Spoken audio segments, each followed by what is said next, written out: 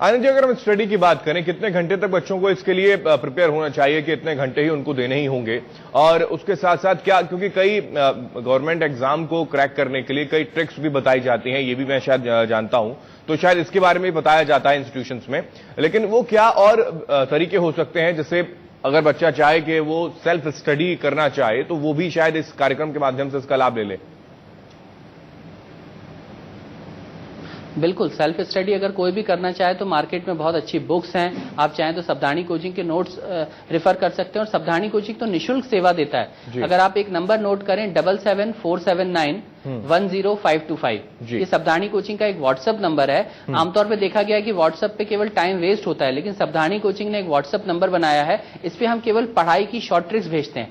काफी सारे ऐसे फाइनेंशियली वीक स्टूडेंट होते हैं जो कोचिंग ज्वाइन नहीं कर पाते, तो उन लोगों के लिए इस माध्यम से हम लोग उनको पढ़ाई का तरीका दे रहे हैं। 7747910525, इस नंबर पे कोई भी स्टूडेंट जुड़ सकता है और पूरी जानकारी ले सकता है। दूसरी चीज आपने बोली कि भाई सफल कैसे हो, उसके लिए क्या क्या उसको तरीके अपनाने चाहिए, तो मैं वही बोलना चाहूंगा कि सबसे पहले एक ग्रुप आपका स्ट्रांग होना चाहिए, उस ग्रुप में मेहनत करें और ग्रुप में लगातार तैयारी करते जाएं, क्योंकि आमतौर पर देखा क्या गया है, जो इंटेलिजेंट बच्चा होता है जिसके 90% आते हैं या 85% आते हैं, वो तो या तो IIT करता है या अच्छी इंजीनियरिंग कर लेता है या IAS एग्जाम क्लियर कर लेता है। लेकिन इंडिया में या भोपाल में या मध्य प्रदेश में ऐसा बहुत बड़ा तबका है जो 40% से 70% अंक लाता है। तो इसको मैं एक मैंगो पीपल बोलूंगा, एक आम आदमी बोलूंगा। इन आम आदमियों के लिए आम वैकेंसीज व्यापम निकालता है, बैंक निकालता है, रेलवे निकालता है। अगर इस फील्ड में वो फ्यूचर बनाना चाहें तो बिल्कुल उनका स्वागत है और उनको बनाना चाहिए।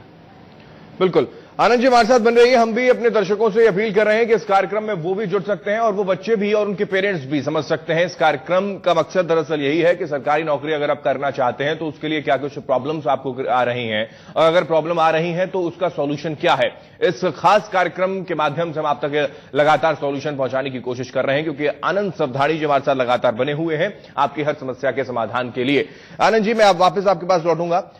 ये जो आपने एक क्राइटेरिया बताया कि 12वीं के पास भी कई एग्जाम दे सकते हैं बच्चे और ग्रेजुएशन के बाद भी कई ऑप्शन हैं सरकारी नौकरी के लिए, लेकिन इनमें डिफरेंस क्या है? यानी कि अगर मैं तैयारियों की बात करूं, 12वीं क्लास के बाद उसको क्या माइंड मेकअप करना चाहिए बच्चे को, कैसे वो प्रिपेयर करे, और ग्रेजुएशन के बाद क्या प्रिपरेशन उसको करनी चाहिए, कैसे वो माइंड सेट करे?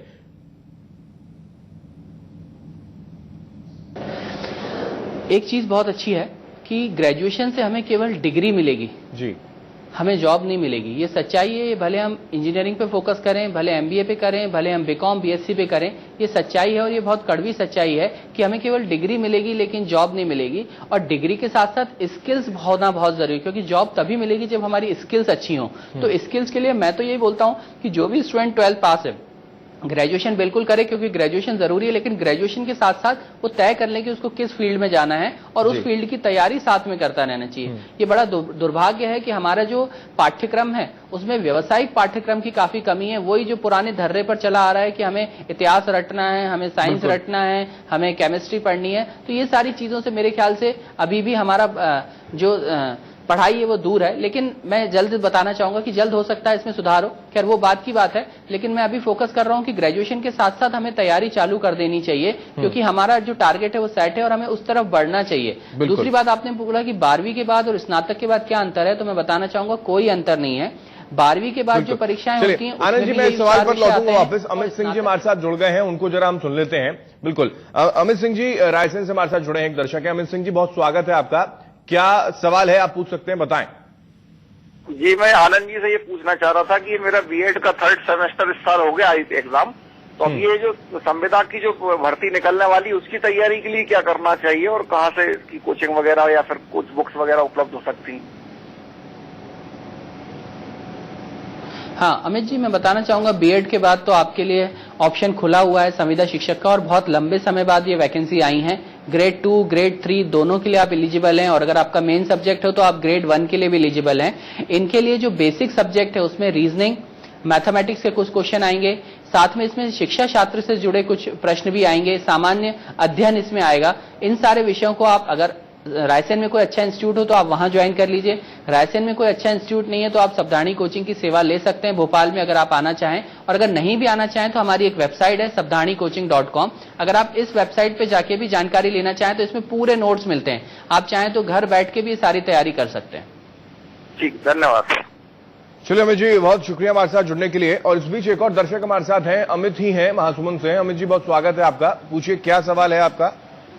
जी, मैं ये पूछना चाहता था कि मुझे बैंक पीओ के लिए किस तरह की तैयारी करनी चाहिए और क्या स्टडी मटेरियल, कौन से ऑनलाइन कोर्सेज मेरे को ज्वाइन करने चाहिए, ऑनलाइन टेस्ट करने चाहिए जो जिससे कि मैं परफेक्ट हो पाऊँ।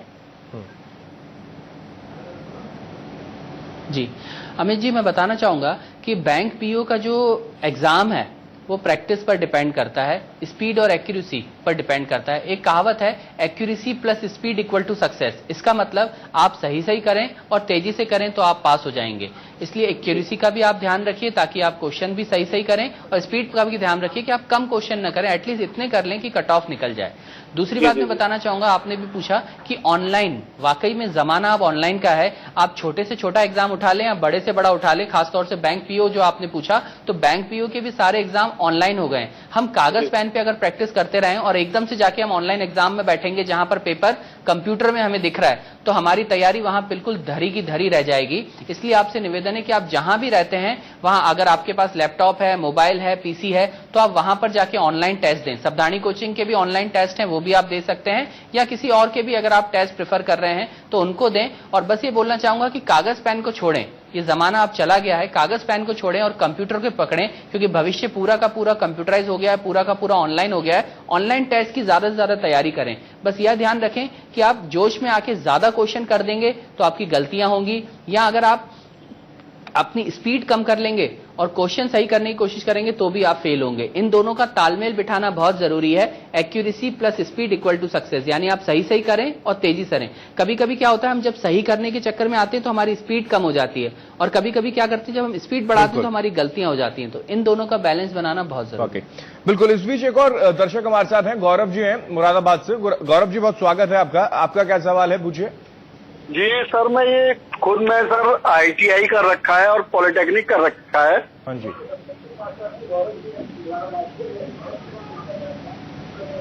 गौरव जी, अपनी टीवी सेट का वॉल्यूम आप कम कर लें और फिर अपनी बात रखें। सर, मैं आईटीआई किया हुआ हूँ और पॉलिटेक्निक किया है मैंने सर। हेलो। जी जी, सुन रहा हूं मैं, बोलते रहे आप। तो सर, मैं क्या कहते हैं, आगे बोलिए। मैं रेलवे की अपने यहाँ पर मुरादाबाद में ही मैंने अभी कोचिंग ज्वाइन किया है। विवेकानंद एकेडमी कोचिंग सेंटर है यहाँ पर। तो जी जी। सर लेकिन सर मैं क्या, इंग्लिश तो मेरी खैर वीक है, बट सर मैं तर्क शक्ति और मैथ पर काफी विशेष ध्यान दे रहा हूँ, और हिंदी सर मैंने अभी तक पढ़ी नहीं है। लेकिन सर मैं ऑनलाइन टेस्ट देने की ज्यादा कोशिश कर रहा हूँ, लेकिन सर मेरे को कोई ऐसी वेबसाइट नहीं मिल रही है जिससे कि मैं ऑनलाइन टेस्ट दे सकूं। सर मुझे कोई कृपया करके ऐसे ऑनलाइन टेस्ट के लिए मुझे वेबसाइट दीजिए, जिससे सर कोई अगर शुल्क भी जाता है तो वो मैं पे करके और ऑनलाइन वेबसाइट पर मैं सर अपनी जो तैयारी है सर मैं उसको कर सकूं। जी, मैं बताना चाहूंगा कि आप जहां तैयारी कर रहे हैं, मालिक करे वो अच्छा इंस्टीट्यूट है और आपका भी जल्दी सिलेक्शन हो जाए। आपने बताया कि आप आईटीआई होल्डर हैं, डिप्लोमा भी, दो चीजें आपने कर रखी हैं, तो रेलवे में लोको पायलट की जॉब आपके लिए अच्छी है, जूनियर इंजीनियर की आपके लिए अच्छी है, टेक्नीशियन, ये बहुत सारी जॉब्स हैं जो रेलवे में आपको मौका देती हैं, प्लस एसएससी में भी देती हैं। तो आप अगर इनके लिए तैयारी कर रहे हैं, जैसे आपने बोला रीजनिंग मैथ्स आपका कमजोर है और ऑनलाइन टेस्ट देना चाह रहे हैं, जिस इंस्टीट्यूट से आप पढ़ रहे हैं मुरादाबाद में, अगर वहां ऑनलाइन टेस्ट का प्लेटफॉर्म है तो आप उसको लीजिए। अगर उसका प्लेटफॉर्म नहीं है तो सावधानी कोचिंग आपका स्वागत करता है। और आपने एक बात बोली कि कुछ पैसा भी लगेगा, तो हम देने को तैयार हैं। मैं बताना चाहूंगा, सावधानी कोचिंग के ऐसे बहुत सारे प्लेटफॉर्म हैं जो फ्री ऑफ चार्ज सेवा करते हैं। जैसे कि हमारा एक फेसबुक पेज है सावधानी कोचिंग का, facebook.com/सावधानी कोचिंग। अगर आप इस पेज पे जाके लाइक कर देंगे तो आपको ऑटोमेटिकली डेली 1 दिन में या 2 दिन में आपको रेलवे के पेपर अपलोड होते रहते हैं ऑनलाइन, आप वहां से जाके स्टडी कर सकते हैं। प्लस हमारी जो वेबसाइट है सावधानीकोचिंग.com, इस पे जाके आप ऑनलाइन टेस्ट दे सकते हैं, और ये ऑनलाइन टेस्ट बिल्कुल मॉक टेस्ट की तरह होता है। जैसा एक्चुअल एग्जाम में आपके पास स्क्रीन खुलती है, माइनस मार्किंग, नेगेटिव मार्किंग, या जैसा भी पैटर्न ऑनलाइन टेस्ट में दिखता है, बिल्कुल लुक एंड फील वैसा ही रख के हमने भी अपना ऑनलाइन प्लेटफॉर्म तैयार किया है। आप चाहें तो फ्री ऑफ चार्ज इसमें भी संपर्क कर सकते हैं। चलिए, उम्मीद करते हैं गौरव जी को इनकी जो प्रॉब्लम है वो जरूर सॉल्व हुई होगी। बिल्कुल। मैं आनंद जी आपके पास लौटूंगा। पूनम जी हमारे साथ एक और दर्शक जुड़ गई हैं, भोपाल से हैं। पूनम जी, बहुत स्वागत है आपका। पूछिए, क्या सवाल है।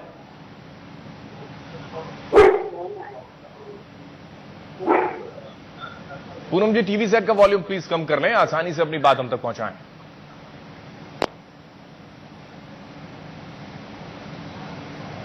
पूनम जी, आवाज मिल रही है आपको? पूनम जी सुन पा रही हैं आप? चलिए, लगता है उनसे हमारा संपर्क नहीं हो रहा। एक बार फिर आप कोशिश कर सकते हैं, अपनी बात हम तक पहुंचा सकती हैं, जो भी सवाल है पूछ सकते हैं। लगातार टीवी स्क्रीन पर नंबर फ्लैश हो रहा है और आनंद जी हमारे साथ लगातार बने हुए हैं आपकी हर प्रॉब्लम के सॉल्यूशन के लिए।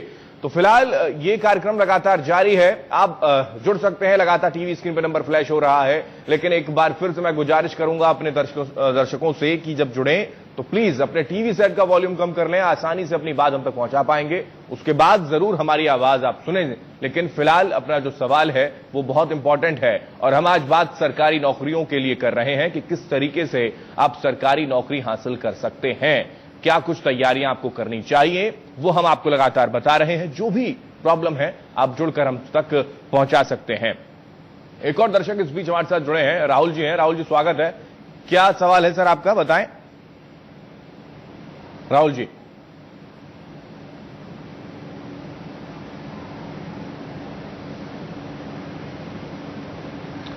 राहुल जी आवाज मिल रही है आपको?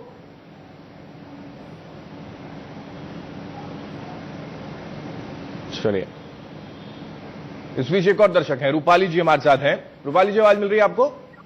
हेलो सर जी, आप जुड़ गई हैं। सवाल क्या है बताएं प्लीज। हाँ, मुझे ना 10 साल हो गए बीकॉम करके जी, और मुझे ना एक जानकारी चाहिए। मुझे ना 10 साल हो गए बीकॉम करके, मुझे स्पर्धा परीक्षा के बारे में ना जानकारी चाहिए। मुझे कौन से एग्जाम देनी चाहिए, हेल्प चाहिए आपसे। रूपाली जी मैं बताता हूं। आपने बोला कि बीकॉम किए हुए 10 साल हो गए, इसका मतलब मैं ये समझ पा रहा हूं, जितना मेरी समझ है मैं समझ पा रहा हूं कि आपकी उम्र जो है वो 32 या 35 साल से ऊपर है। तो जाहिर है कि बहुत सारी जॉब जो है वो आपके लिए अब कट चुकी हैं, जैसे बैंक की जॉब, रेलवे की जॉब, एसएससी की जॉब, जिसमें मैक्सिमम एज 30 इयर्स रहती है। ये आपके लिए अब सुविधा उपलब्ध नहीं है। हाँ, लेकिन आप आईएएस की तैयारी कर सकते हैं, पीएससी की तैयारी कर सकते हैं, क्योंकि इनमें हायर एज होती है। लेकिन आईएएस और पीएससी का एग्जाम काफी टफ होता है। आप खुद बोल रहे हैं कि 10 साल हो गए आपने पढ़ाई छोड़ रखी है, तो मैं आपको इन बड़े एग्जाम्स की राय बिल्कुल भी नहीं दूंगा, क्योंकि इस एग्जाम की तरफ जाएंगी तो मैं ऐसा तो नहीं बोलूंगा कि फेल हो जाएंगी, लेकिन कहीं ना कहीं आपको निराशा मिलेगी। लेकिन उसकी बजाय अगर आप संविदा शिक्षक बनेंगी, जिसकी वर्तमान में अभी 41,900 वैकेंसीज मध्य प्रदेश सरकार निकाल रही है, ये वैकेंसीज उन्हीं लोगों के लिए है जिनकी उम्र 40 साल है। इसका मतलब अगर आप 18 साल से 40 साल की आयु के हैं तो आप इजीली ये फॉर्म भर सकते हैं। और तैयारी मैंने थोड़ी देर पहले ही बताया था, बहुत आसान है। आप गणित, अंग्रेजी, तर्कशक्ति, हिंदी, शिक्षा शास्त्र, सामान्य अध्ययन, आपने अगर इन सब्जेक्ट पे या पर्यावरण, इन सब्जेक्ट पे हम उम्मीद करते हैं कि आपको भी जो प्रॉब्लम थी उसका सॉल्यूशन जरूर मिला होगा। आनंद जी, वक्त की बेहद कमी है, माफी के साथ आपको रोकना चाहूंगा और चर्चा को यहीं विराम देना होगा।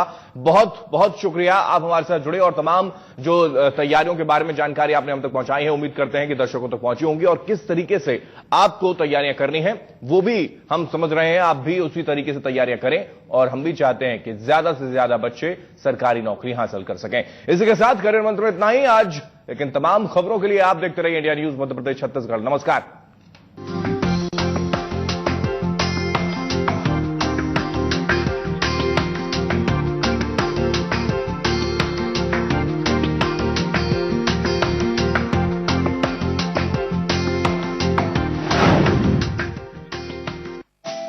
शिक्षा का गढ़ छत्तीसगढ़, ज्ञान पथ पर अग्रसर छत्तीसगढ़, शिक्षा गुणवत्ता सुधार के लिए अभिनव प्रयोग करने वाला राज्य छत्तीसगढ़। डॉक्टर एपीजे अब्दुल कलाम शिक्षा गुणवत्ता सुधार अभियान द्वितीय चरण 27 जनवरी 2017 से प्रारंभ हो गया है, जिसमें जनप्रतिनिधियों एवं अधिकारियों की सतत निगरानी से स्कूलों का स्तर सुधरेगा। आइए हम सब मिलकर अपने बच्चों का भविष्य सुधारें। हम सब मिलकर करें प्रण, शिक्षा में नंबर 1 हो अपना छत्तीसगढ़। जनसंपर्क विभाग छत्तीसगढ़ शासन द्वारा जनहित में प्रसारित।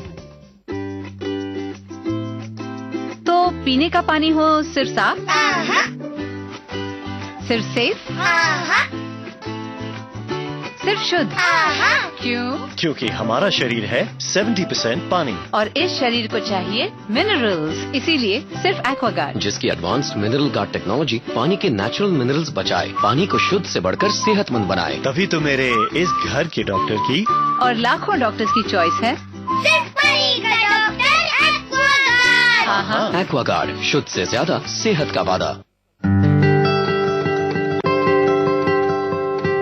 हम हमारे भोपाल को स्वच्छ भोपाल बनाना चाहते हैं, सुंदर भोपाल बनाना चाहते हैं, विकसित भोपाल बनाना चाहते हैं, हम हमारा भोपाल को ग्लोबल सिटी बनाना चाहते हैं। इसके लिए माइंड सेट करना पड़ेगा, जनता को आगे आना पड़ेगा, समाज को आगे आना पड़ेगा, नौजवान पीढ़ी को आगे आना पड़ेगा। जब सारी नौजवान पीढ़ी इसमें